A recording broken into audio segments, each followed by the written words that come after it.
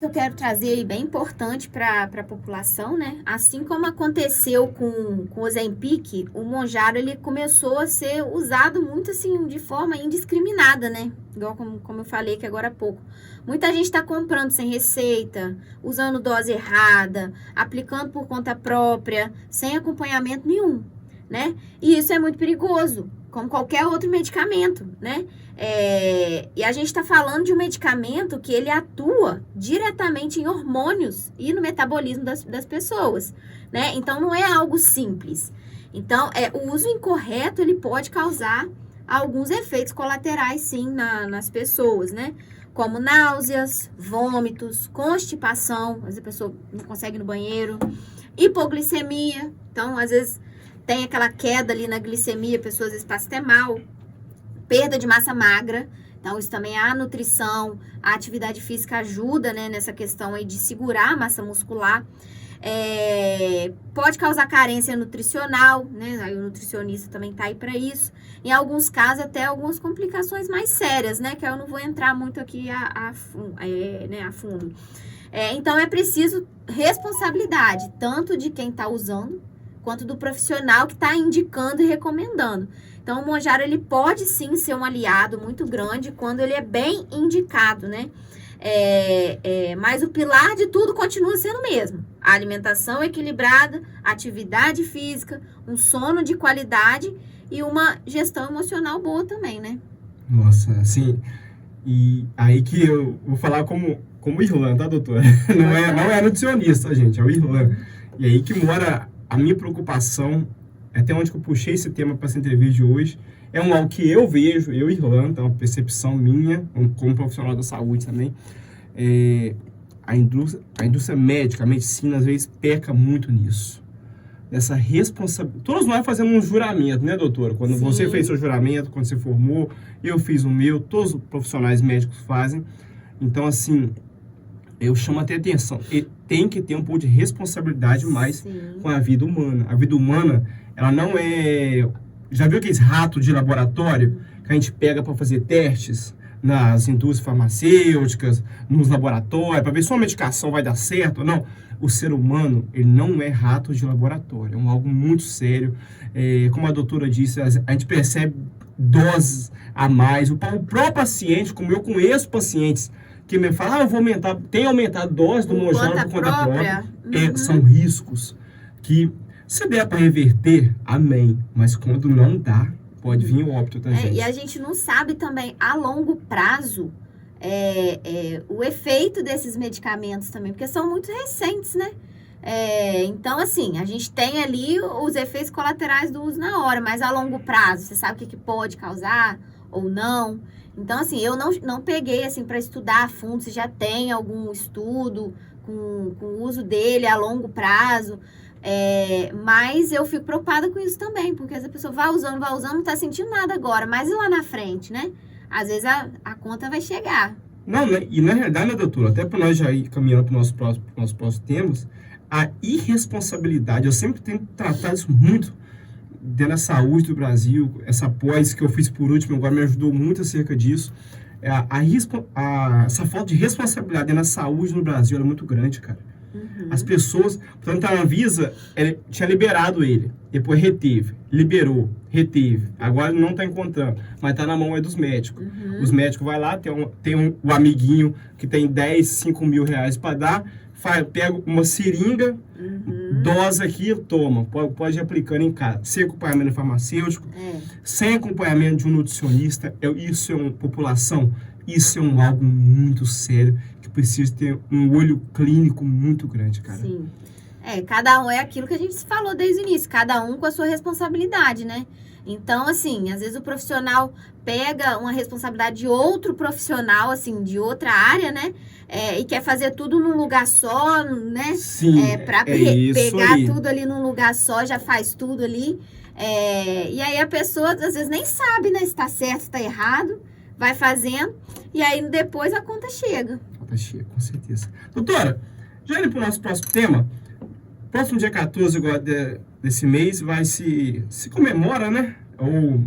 é um dia que a gente faz mais um ato de conscientização e prevenção da população, que é o Dia Nacional da Diabetes, dia 14. E é um tema que continua, até por causa do Monjaro e outros, continua sendo o grande desafio da população, né, cara? Já vai fazer um ano que nós temos toda quarta-feira aqui na Drogaria Moderna, no Aviões, uma ação que a gente faz das 7 às 9h30, 10 horas da manhã, com testes de glicemia, hipertensão. Esse mês também eu estou com bastante agenda, vou estar em Encomendador Venâncio também, no último domingo do mês, fui convidado. E são desafios, é muito grande, que a gente percebe que a população continua, a sua glicemia e diabetes continua crescendo muito grande. Você como profissional da nutrição, que para mim é onde que tem que ir primeiro essa parte, onde você observa que essas falhas continuam? Então, Irlan, é aquilo. O básico, ele muitas vezes não é feito pelas pessoas, né? Sim. Que é ter uma alimentação de qualidade, praticar uma atividade física, ter um acompanhamento ali. Às vezes nem é necessário todo mundo ter um acompanhamento com nutricionista, né? Mas se alimentar de forma saudável, né? Não deixar de comer, fazer 2 refeições só no dia, que eu fico, meu Deus, como é que a pessoa consegue comer só, tipo assim, almoço e janta, aquele volume grande, isso aí é para a questão da diabetes. Isso atrapalha muito. Então, assim, às vezes é falta de informação que a pessoa tem, às vezes é falta de acompanhamento, é falta de se conscientizar com relação à saúde, a se movimentar. Outro dia eu estava estudando e aí eu faço uma pós em nutrição esportiva, né? Que é a minha paixão, que eu gosto muito. E aí eu estava estudando sobre os riscos do sedentarismo. Então, eu achei até interessante que foi falado que tem estudos, né, que falam sobre isso, que é muito pior a pessoa que ela tem um estilo de vida bom, né, tipo saudável, e vira sedentário. Então, a queda na saúde dela é muito pior do que uma pessoa que é sedentária e começa a fazer uma atividade física. Então, a questão da melhora na saúde dela. Então, a queda é muito maior na saúde se ela para de fazer, comparado com os benefícios quando a pessoa inicia uma atividade física, assim, é sedentária e começa. Então, o sedentarismo, ele é, assim, precursor para muitas doenças, né? Como a diabetes, como a hipertensão e a alimentação aí. Então, são essas 2 coisinhas que fazem total diferença na vida de todo mundo, que é a alimentação e uma atividade física. Nossa, com certeza. Na verdade, doutora, 2020, eu até falei sobre o sábado passado e tem até um podcast que eu fui, onde que eu falava sobre o meu TCC que foi apresentado em 2021 na Unig, e eu conto acerca dos pacientes. Todos os pacientes oncológicos que eu entrevistei, eu perguntava sobre o estilo de vida deles. 0. Fazia alimentação boa? Não. Praticava esporte? Não. Então, assim, até os riscos de doenças são muito mais perigosos, né, doutora? Como câncer, são muito grandes. Eu costumo até dizer, às vezes eu estou na academia e eu brinco com algumas pessoas, as pessoas falam, nossa, você tá meio desanimado. Eu falo, não é que eu tô desanimado. Eu não queria estar aqui hoje. Mas tá tem que estar, né? É uma obrigação que eu coloquei dentro de mim, que eu tenho que estar. E eu preciso treinar, eu preciso beber água, eu preciso cuidar da minha saúde. Sim. Porque depois a conta mínimo, chega. Né? A conta chega muito grande, cara. Eu sempre falo. Às vezes a gente faz alguma coisa hoje que a gente não quer, mas lá na frente a gente pode fazer alguma coisa que a gente não queria mesmo, entendeu? Então é algo muito sério. Que às vezes depois você é obrigado a fazer uma coisa, Sim. Né? Tipo, pra poder melhorar a saúde, que já tá, vamos botar assim, estragada. Já deu ruim, aí você tem que correr atrás. É pior ainda. Aí. Então, muitas vezes, né? Isso aí é um mal, né, das pessoas de achar que nunca vai dar nada errado, que sempre vai dar, né? Nunca vai acontecer nada. E aí espera, até acontecer um negócio. Aí acontece, fica ruim de saúde, aí quer correr atrás. Nossa. Em vez de prevenir, né? Doutora, eu te fiz uma pergunta, acho que foi até no início do ano, na sua primeira entrevista aqui, e nós já estamos agora em novembro, quase já entrando no período festivo, Natal, Ano Novo, a gente vê aquela era do risco, né? Teve que ir em janeiro, gente. Depois você teve mais uma entrevista também. Mas, dentro desse ano, o que você, assim, todo ano é um ano de desafios profissionais. Talvez, qual foi o maior desafio que você enfrentou dentro da sua carreira profissional?